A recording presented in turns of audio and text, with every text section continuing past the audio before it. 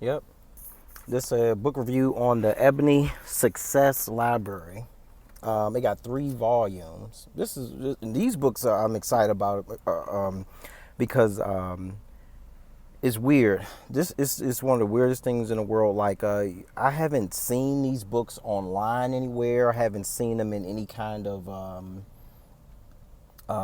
nowhere. The only place I've seen them is I have to hunt for them and look for them. Like I found one copy like on eBay. But anyway, how I discovered these books, I was in the thrift stores. I normally do. I go to the thrift stores hunt because I refuse to pay retail for books. Some of these books like $50. I can get them for $2 at the thrift store. So anyway, so I was in the thrift store and I came across the Ebony Success Library books, and I started reading and I couldn't believe it. And you gotta, really look at these titles that's on these books right here. This is awesome. This one says the Ebony Success Library. I don't know if you can see it in there, but it says Volume 2, Famous Blacks Give Secrets of Success. That's awesome. That's really awesome. And these books were printed by the Southwest Company. But let me just show y'all something here. Printed. It was made in 19. They were printed in 73. But just look at some of the table of contents here. Some of the names you see there. You see Red Fox. You see George Foreman in there. You see Quincy Jones. That's just some of the names. I make the kids. I've had these books for a while. I make the kids read this. But I had to get a few more copies because I said, when I found these in the thrift store, I said, well, I got to give them to the family so they can have their kids look at it too. And it's good because it shows black people and what they did, but not only what they did, but the success that they had and what they had to go through to do it. They actually are telling you the stuff that they went through. And just like on this one, the other volume, this volume 3, and this one it says opportunities and I'm reading it because this camera got it. It reverses it. Resources for you, opportunities and resources for you. There you go.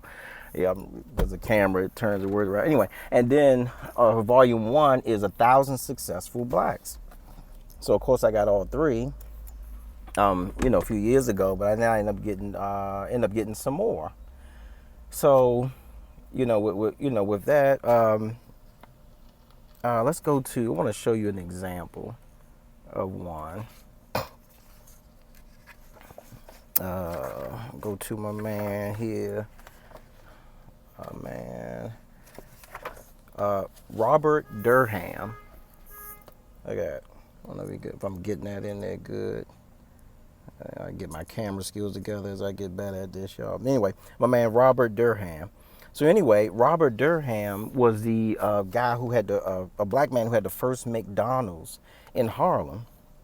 He opened up that McDonald's, in the late opened up 72.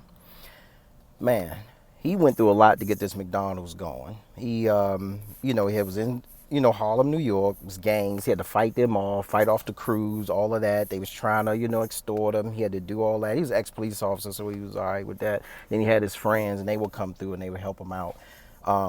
But this dude. At that time, it was like almost 3,000 McDonald's in the United States in the 70s then. This dude had the number 3 McDonald's.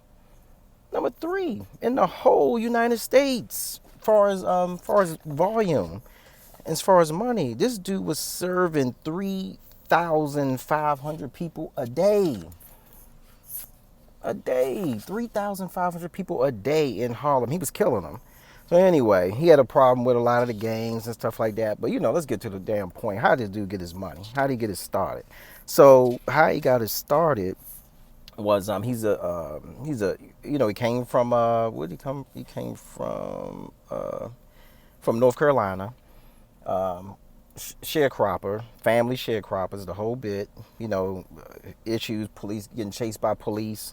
Dogs and his mother and grandmother getting arrested. They had to flee to South Carolina, and then they end up going to New York. And once his mother and grandmother got released from prison, it was just a mess. Then they came up to North Carolina. I mean, they came up to New York to meet him up there. But anyway, but about the story with him, he had to go. You had to go through. He had to get some of his partners to go in to get the money. He actually was going to try to get it funded, but the funding fell through, so that didn't go through. So he had to get some people to invest with him. So they invested with him, which was good. So he got it going, and it still wasn't taking off. People were stealing from him, of course. You're in the hood. People stealing from you. Is this going on? Is that going on? He had to straighten it out. And the way he straightened it out was he just paid his people very good. He paid them very well so that they'd be afraid to lose the job. You know what I'm saying? So that's how he corrected that. And then he trained them and he did all of that, man. This dude was awesome. I still couldn't get past that this dude was number 3 in the whole country of all McDonald's in the whole United States. All right, so anyway, so he went through all that. Let me give you another example so I could just show you how wild this thing is. This is my dude, I'm getting him in there. Arthur George Gaston Sr. Oh man, this dude, he is another one. You know what I'm saying? Down south dude, came up, he started in the insurance business. Then when he got to insurance business, but he would save all his money. He got a slogan here that says, starting with a mere plan to make money. He became a multimillionaire, but it was saying just saving a penny is a penny saved. You'll be surprised how long it adds up. And he would say the women would, call him a cheapskate and all that because he would never spend money on him. He was just trying to save up, stack his money up to get his business going, which he did. He ended up buying some funeral homes. And then kept going, and then he ended up selling it. And this dude was doing so good. This dude was, he was doing so good. He was doing insurance. Then he ended up seeing it was an opportunity to get into funeral home business in Alabama, I believe. Yeah, Alabama. And then so he ended up buying the funeral homes, but then he found out that it wasn't enough clerks. So he didn't have enough clerks or receptionists. So what he did was he started a school. He started a school to teach them, and he started the Booker T. Washington School to teach, a business college, and he showed them how to be clerks and stuff. Just so he started a school to teach people how to work in his business, man. Come on, back then. So anyway, so then he goes into that. He went into that. He, made a bunch of money. He never really lost money. He said the only time he lost money, he lost like $60,000 on an adventure where he was on a venture when he was trying to sell some, I think it was some Joe Louis buttons. It said here, yeah. Yeah, and then he got, oh yeah, this is good. And he got a step-by-step. This is awesome. His step-by-step there. So he had to pay yourself first. Take yours off the top. Pay yourself a salary. Set aside a specific amount of each paycheck as your money. Take that money out first and bank it. You'll be surprised how fast the money builds up. And then you go in that. That's one of the steps, and then he has 10 of them. So they really telling you how they did it, and it's amazing. But these are real people, and they did it back then. So you know what they had to go through back then. So if they can do it then, we most certainly can do it now. And these are people that went through it, and it's a whole book full of people, man. Whole book full of people. So anyway, but I just want to say that these are exciting. Like I said, the kids, I often make them pick somebody out and read about them. They most of the time they able to recite it back to me, but they're able to actually go through it. But I need them to see it, and especially the boys, and I absolutely need my girls to see it because I need them to be able to see that they can do whatever they want to do. And there's a lot of female examples in here too. So these books are awesome.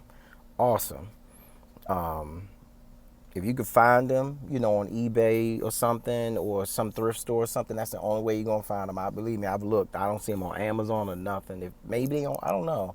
I have to check, but and they're relatively cheap. I think I bought a whole set for like $20. I couldn't believe it's $20. Nobody want these. So, but no, I don't think nobody know what it is.